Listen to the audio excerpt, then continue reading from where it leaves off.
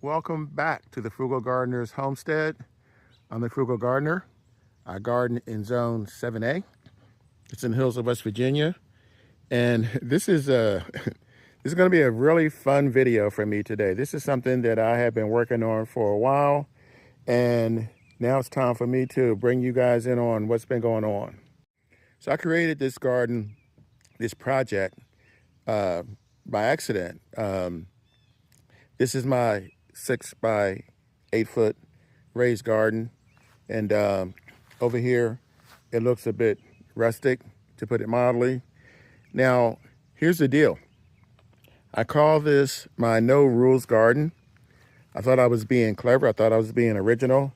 And as it turns out, there's a lot of people who have these type of gardens. They also call them chaos gardens, which I like better. So I might start referring to this as a chaos garden. Let me give you a little background and I'll get into why I did this. And after I finish giving you this little tour, then we're going to go over to the other garden because it's something that I want to show you. It's a method of gardening that I knew about, but I never used until now. It's something that you guys may want to use.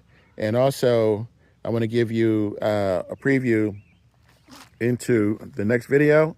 In case you haven't subscribed, you might want to subscribe because there's a lot going on. I garden 365 days a year, so you might want to subscribe so you don't miss anything. As a matter of fact, I have countdown to my potato harvest video. I grew potatoes in 3 different containers, and it's 14 days before harvest. So let me get into what's going on here because I'm sure you guys are probably confused. If you want to know what's planted in here, this is pretty much everything that I planted.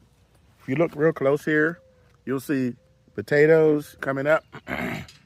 There's potatoes. There's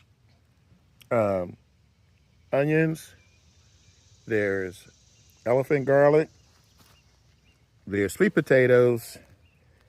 Carrots that you obviously don't see. This little red packet here is Tuscan, or they call it dinosaur kale. 3 different types of onions, Vidalia, Tropia, and these are just yellow onions, lavender, also bok choy and tatso, which are Asian mustard plants. Down here, way down here, over here is, this is my surviving squash plant. I say surviving because every time I planted squash this spring, this summer, the critters, I've had a problem with the mice, with the voles, with the chipmunks. So this looks barren to you, and there's a reason for that. So let me explain this chaos. I decided, well, me and the frugal nephew, he's going to be 11 next month, planted these onion seeds and these garlic seeds. You can see all along the edges here, you'll see onions and garlic. This is garlic, most of this is garlic, but there's onions. And if you look in between, you'll also see onions, which is just starting to come up around here. Those are deliberate. Those are planted as a deterrent. I'm not even worried about whether I get a harvest from them or not. It would be nice, but I'm not going to concern myself with that because I planted those, waited till they started growing, because these are my sweet potatoes here, and there's a couple throughout. I planted them originally across here, and I came back and they were gone. Now I'm looking, the new ones I planted are still here. So I'm hoping my plan is working. It is basically to deter the critters from coming in. I did get a deer that hopped this fence I can tell from the hoof prints that it was a deer. Got in here and had a field day. If you noticed, there is a netting, a partial netting over here. I'm not sure if you can see this or not, but I put up a partial netting to also deter them. So in my chaos, I just kind of threw everything in here. I had this big space left. I still had things that I wanted to grow, did not have room to grow them. So I thought, well, this is just too big of a space to just put in the sweet potatoes. So this is why I showed you earlier. This is why this ground is disturbed here, because I planted white potatoes that are start coming up. So sweet potatoes here throughout. There's about 7 or 8. And then the white potatoes. And then over here, this, believe it or not, is a, these are tomatoes coming up. There's a couple of, you can't see it from here, but a couple of blossoms. And I deliberately did not cut this. This is on the outside. This is on the inside of the fence, but outside of the raised garden. I'm probably going to have to at some point, because I need more sun over here. You can see there's not a lot of action over here, but there is a lot going on over here. So that's the reason why I did it that way. The other thing was I staggered the planting, and that was also deliberate. You didn't want everything coming up at once, and everything doesn't always grow at the same pace. So I planted the root vegetables first, because they take a good 3 months. And again, I'm not concerned about, I mean, it would be nice. I'm not going to say I don't care. If I can get onions and I can get elephant garlic, that's great. But you see here where underneath the screen here, the potatoes are growing up next to the garlic. That's going to be a problem, because when I go to harvest the potatoes, I'm going to probably end up disrupting this garlic. Maybe I'll be able to replant it, but I'm not going to lose any sleep over it, because the main goal is to see what I can get out of this space, which has been underutilized. I got sweet potatoes out of this last year. I got white potatoes out of this year before last, but it has been, in my view, underutilized. If you notice, I didn't fill this. And the reason is because different plants have different nutritional needs. So how am I going to do that? What I've decided to do is I'm going to add compost to this. In a couple of weeks, I'm going to give this a little while to get established, and hopefully this area here will fill in. I'm going to add compost, and then I'm going to add a fertilizer, but it's going to be 10-10-10, which is kind of neutral. And that's not going to be ideal for everything, but it will be enough, and I'm hoping it will be sufficient in order to get the rest of these going. I'm going to probably throw in more carrot seeds and more lavender seeds, because they take a long time to come up. People say that you should stratify your lavender, which I didn't do. Sometimes I do, sometimes I don't. And so this is another case where you have garlic here and garlic here, and whatever's growing here, there's a sweet potato here. When I harvest this sweet potato, I might end up disrupting this plant here. But like I said, that's okay. So if I add compost, that's going to be, hopefully between that and the 10-10-10 will be enough to keep this garden going, to fill this up. I'm hoping to fill this space up. Obviously, I'm going to come back and show you guys the progress of here. There's a couple of buds in there. Can't really see it. I am probably going to cut this back But like I said, this is a fun project for me. You can see onions growing up in here and over here. I don't want to go inside. Also here, I don't want to go in and disrupt this. So this will not be harvested obviously all at once, because there's also bok choy that I mentioned earlier and tatsu, which here are the seeds. So this is a look at the seeds. Well, the mustard seeds, obviously the tatsu seeds you can't see. This is a rendering of what the tropia seeds. These are from Italy, and there are vidalias. I believe they're from Georgia. So I got a hodgepodge going on here. I got a little bit of everything going on here. And like I said, this is a fun project for me. I need to water this. There's something coming up way in here. So I did at one point throw a couple of sunflower seeds in here, but this gets morning sun. I don't think this gets enough sun to successfully grow sunflower seeds, but that's part of the fun of it. That's what I'm aiming for here. Let's see what grows. Let's see what doesn't grow. There's something growing over here. I'm not exactly sure what that is. I'll have to check. And I've thrown a couple different things at it in it, and the goal is to see what happens. And there's more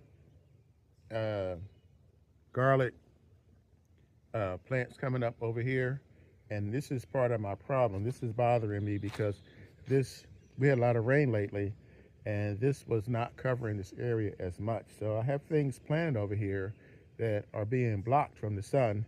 So I'll get the old clippers out, cut that back, and the next time you see this, there'll be more activity going on here. So as I promised, I'm going to show you guys a method of gardening that's been around for hundreds of years. The indigenous people used it. Now we use it. I've known about it, but I've never actually used it until now. So here we go. I'm on my way to show you guys my, I won't say new, because like I said, it's very old, to show you what I am doing now that I'm doing for the first time. And on my way, this is the very first bin, tote, whatever you want to call it, that I planted for my potatoes, and in 3 days, this will be 3 months old. So technically I could harvest these potatoes today, but I'm going to wait until August the 4th. So there's another 14 days. The countdown is on. But I also want to show you guys this. This is going to be in my next video. I have several projects going on. This took up a lot of my time this spring, and you know, I'm sort of kind of caught up now, but I have to get ready for the fall. This here is going here. So please subscribe if you want to see what's going to happen with this area, how this area is going to be transformed. You seasoned gardeners, veteran gardeners probably have an idea what I'm going to do with these boxes already. So this is all going to be cut down, transformed, and it's going to be part of my fall garden. So without further ado, we're going to go on into my mini food forest. No tour today, too much work to do, but this is what I wanted to show you guys. And I left my seed packets down below, so I'll have to go back. So and I'm actually going the wrong way. All right, let's try this again. This is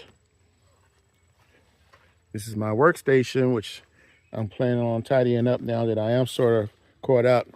This is what I wanted to show you.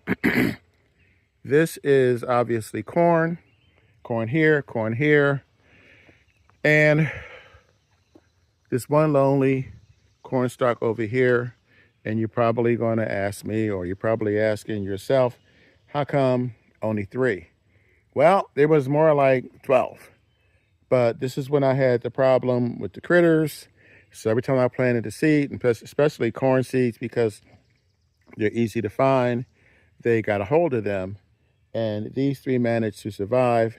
So this is what I'm about to show you after I go back and pick up my seed packs.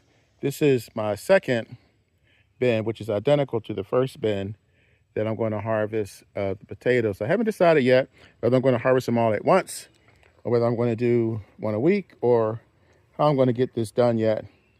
And there is, where's the third? Oh, here's the third one here. So you can see they all look similar because they were all planted on the same day at the same time. So this method is known as the 3 sisters. Basically, it's not complicated, but you do it to time it correctly. You start your corn, and when the corn gets, I probably should have put this in a little sooner, but that's okay. And you plant your beans around your corn. Now, this may be too small of a container for this to work. That's the reason why I'm really glad that I have this one over here. I'm going to do both just in case. So you plant your beans. Keep in mind now, they can't be bush beans. They have to be pole beans, because the purpose is for the beans to climb up the stalks of the corn. So once the beans climb up and start to form, then you add your squash. The beans are basically nitrogen. So the beans are going to add nitrogen to the soil, and then you're going to add your squash, because the squash is going to give it cover. The squash is also going to get nitrogen from the beans, and the squash will fill in this whole area over here. And that's how you get your trifecta. That's how you get your corn, you get your beans, and you get your squash. So this is probably going to be easier for me to show you over here. I just moved the packets over. I have to clear out this because this is basically just, weeds. And I'm going to do this today. Obviously, I'm not going to plant the squash today. I'm going to plant the beans, water the beans, and we'll see what happens. Like I said, this has been around for over 1,000 years, and a lot of gardeners have successfully used this. Because I have not been growing corn, I grew corn, me and the frugal son-in-law grew corn years ago, but that was, for me, it was more than 5 years ago. I haven't grown corn since I've been up here. So we're going to plant these, water them, nurture them, and hopefully we'll have a better use of this space. So instead of just growing one thing, we'll have 3 things. So that's my video for today. You guys, this has worked out really well. The birds, the bees, you can see where the cucumbers are coming in. And I'm not going to hold you guys today because I'm going to do a complete tour. There's the bee right there. The bees love this cucumbers because there's so many blossoms here. So at any rate, the hummingbirds are doing their thing.